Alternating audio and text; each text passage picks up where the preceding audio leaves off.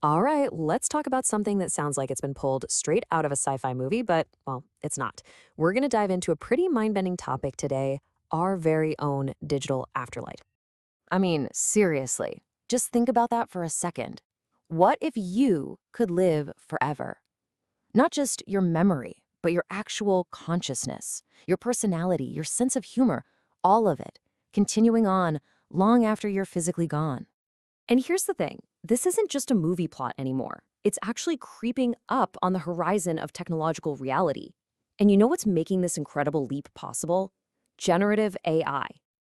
So, what exactly are we talking about here? The term for it is digital immortality.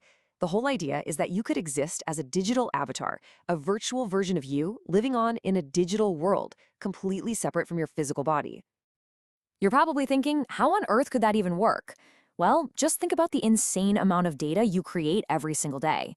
Every picture you post, every message you send, every random thing you search for, all of that becomes the training material, the literal source code for an AI model of, well, you.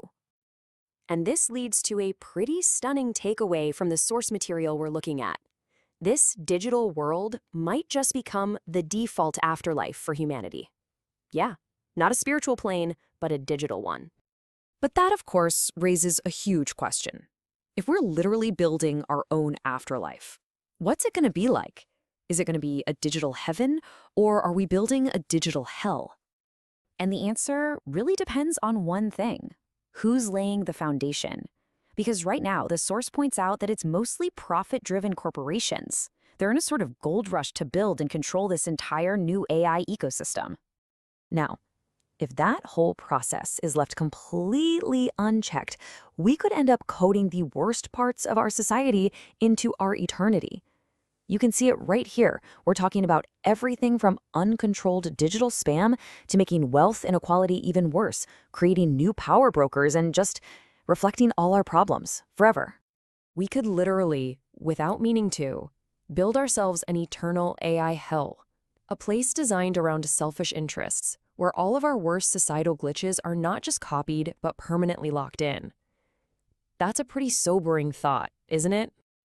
And this really lays out the choice we're facing. It's a crossroads. Is our digital eternity going to be built on a profit-first model under private control? Or are we going to choose a path that's guided by our shared values, by public discussion, and by a design that actually puts humans first? You know, this isn't just another tech trend. The source material frames this as a fundamental once-in-a-species choice about what it means to be human. And that responsibility, it's on all of us. Okay, but here's the crucial pivot. That dystopian future, it's not a done deal. That digital hell we just imagined, it's a possibility, for sure, but it is not an inevitability. Because right now, while this is all just getting started, we have this unique, very brief window of opportunity to actually shape this new world from the ground up. The source calls it a once-in-a-species chance to build it the right way. So it really puts the ball in our court. It forces us to ask some really deep questions. What kind of eternal world do we actually want to create? What are the core principles it should be built on?